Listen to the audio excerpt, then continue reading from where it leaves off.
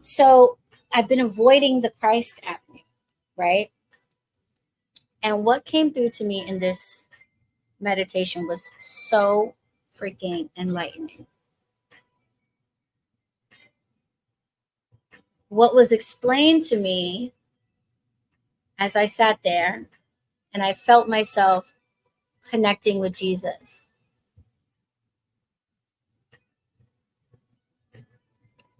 And he said, and I'm trying to quote it as best I can. Obviously, it's not like words, but he basically said,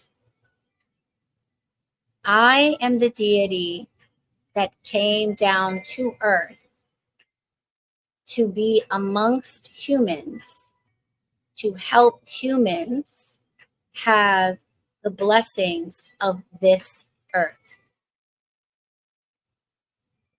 I came here to heal them of their pain, to grant them comfort. And Psalms 23 started to come to me as I was sitting there in this meditation.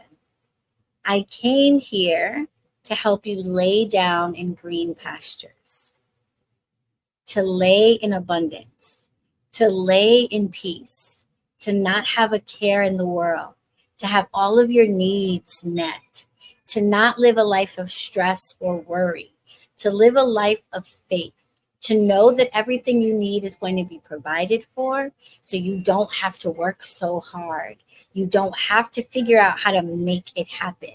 You don't have to figure it out. I came here to help those who are willing to release and surrender to God's almighty power, my Father, capital G's almighty power, the peace and the prosperity and the health and the long life that they look for.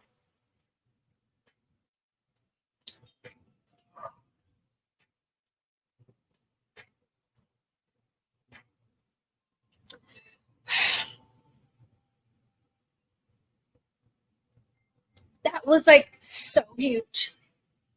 I was like, oh shit.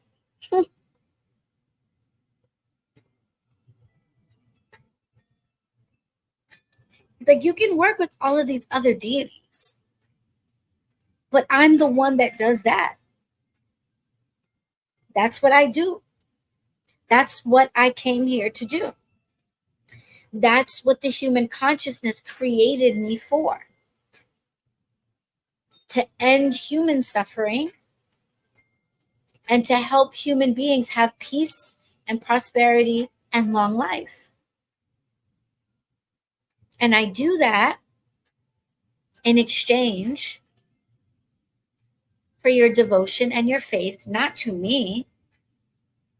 Everybody puts it on me. Oh, shit.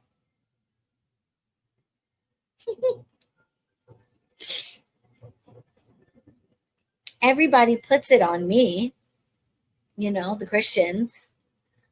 But it's not me that I am teaching you to have faith in.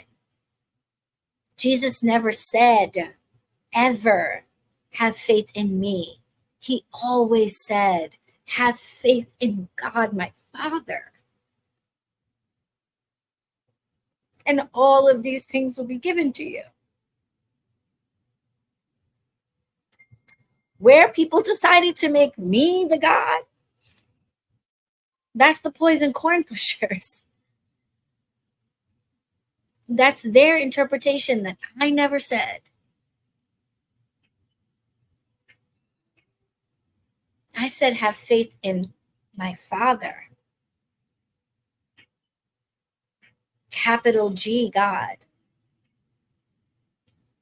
I also never said that I was him.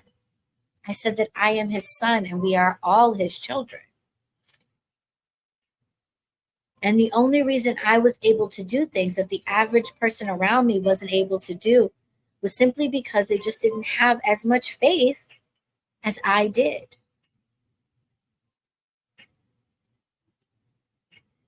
But I recognized early on that if I put my unequivocal faith in God, if I stepped out of the way and didn't try to figure things out, I just asked and knew in my heart that it would be done, it was done.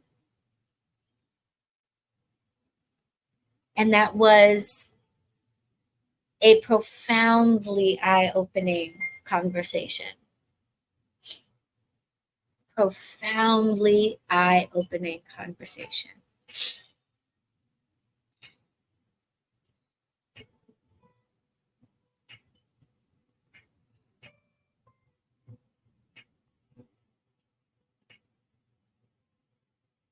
And several other Bible passages other than Psalm 23 have been shared with me by a few people. Heather, shout out to Heather, shared with me Jeremiah 29, 11 through 12. That also made me cry randomly in the shop the other day. Beyond what you told me, Heather, like in the moment that you shared it with me, it was so moving, but then it like really hit me like a ton of bricks. I'll tell you that in a second. Like a few days later, what that really means for me and why I needed to hear it. But when you look at Psalms 23, go with me, if you will, to your word. If you have your Bibles with you, please take out your Bible and flip with me to the word. Let's go to the word. So I'm not sitting here trying to paraphrase. Shall we? Let's go to the word. Okay, let's go to Psalm 23. Okay. He says, and remember, this is Psalms 23. This is written by King David. He's not talking about Jesus. He's talking about God. Capital G, God. Okay? He said, the Lord is my shepherd, and I shall not want. I shall not want. That's it. Period. Period. There is nothing that I will want for. There is no lack that I will experience if I follow him, if I have faith in him, if I allow him to lead me. He makes me to lie down in green pastures, leads me beside the still waters. He gives me abundance and he gives me peace. He restores my soul. He'll heal me from my pain. Okay. He leads me in the path of righteousness for his name's sake. He will keep me treating people well. Okay. And doing well in the world. Even if I'm walking in the valley of the shadow of death, even if I'm about to die, I will not be afraid. And there will be no evil that will scare me, because I know that God is with me. And just knowing that he is there is going to bring me comfort, which means sickness will not afflict me. It means the fear of death will not afflict me. It means the fear of other people being able to harm me will not afflict me. Because even though I know that those things are there and are a part of human reality, because I have unwavering faith in God, it does not matter. They exist, but I don't need to fear them, because I will be comforted by my faith, not in Jesus, but in God. A table will be prepared for me to enjoy my most bountiful blessings right in front of the people who tried to take that away from me, right in front of the people who prayed for me to fail, who wanted to see me stay poor and impoverished and without. I will be anointed with oil, which, as I was doing some research back in those times, was a part of the cleansing ritual of how you cleanse yourself. The way we might take a shower, put on perfume and deodorant, they would bathe and put oil on themselves to cleanse themselves. So I'm going to be clean, so fresh and so clean. Okay. My cup runneth over. I will have more than I need, so that, going back to the part about walking in righteousness, I can share it with other people, because that's what God instructs. Goodness and mercy will be with me forever. No matter where I go in life, good things will happen to me. I will get the benefit of the doubt from people. People will look over me. I will be excused. I will be given advantages. I will be granted mercy. I will not be punished for mistakes that I make that other people maybe get punished for. And I will dwell in the house of the Lord forever. Amen.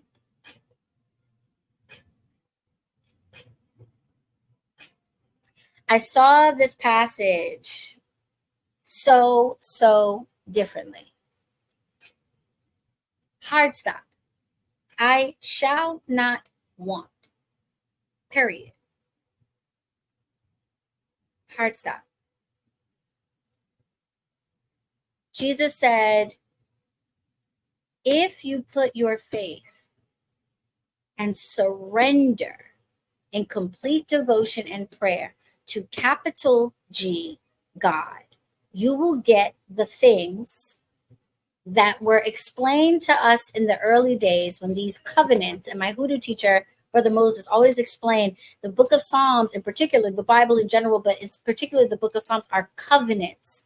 They are promises that God made to people about what would happen and what he would do if they lived their lives in certain ways. Not Jesus, not lowercase trifecta deity, not any church, not capital G God, the energy that has created everything, the thing that all religions aim to try to reach. If you put your faith in that, you will have all the things that are promised. And every deity is a different batch of promises, a different batch of covenants. And these are the covenants that you get in the Jesus batch. Jesus said, this is what I came to help people understand.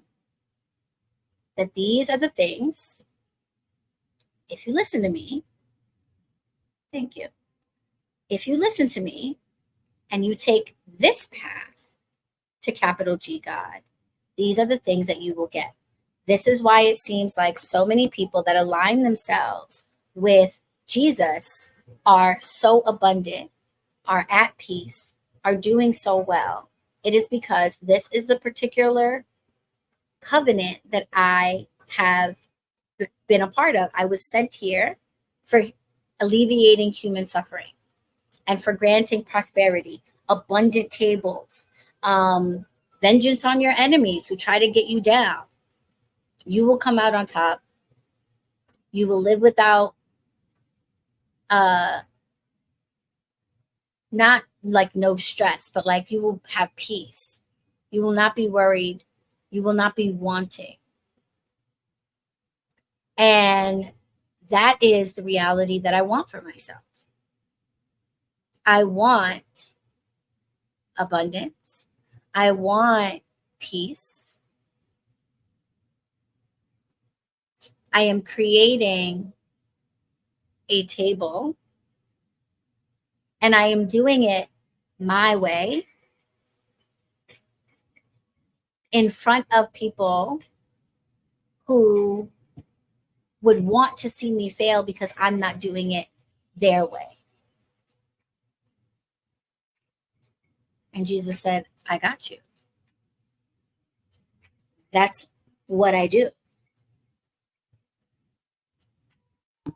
Don't listen to the poison corn pushers. It's not about me. It's about my Father, your Father, all of ours, Creator, capital G God. And you are not putting faith in him, her, it, they, she. You are not putting faith in the Creator. You are trying to make abundance for yourself. You are trying to make peace for yourself. You are trying to put everything on the table for yourself instead of sitting back and asking for what you want, realizing that capital G, the Creator, is not going to leave you wanting for anything, and you will have it. And that was huge. And I guess I needed to kind of take it for a test run a little bit. And I did on my birthday. And the way I got the answer was amazing because it was instantaneous, but also amazing because it was involving sex outside of marriage, which is something that the poison corn pushers would have you to believe is going to keep you away from capital G God, when that is not the case.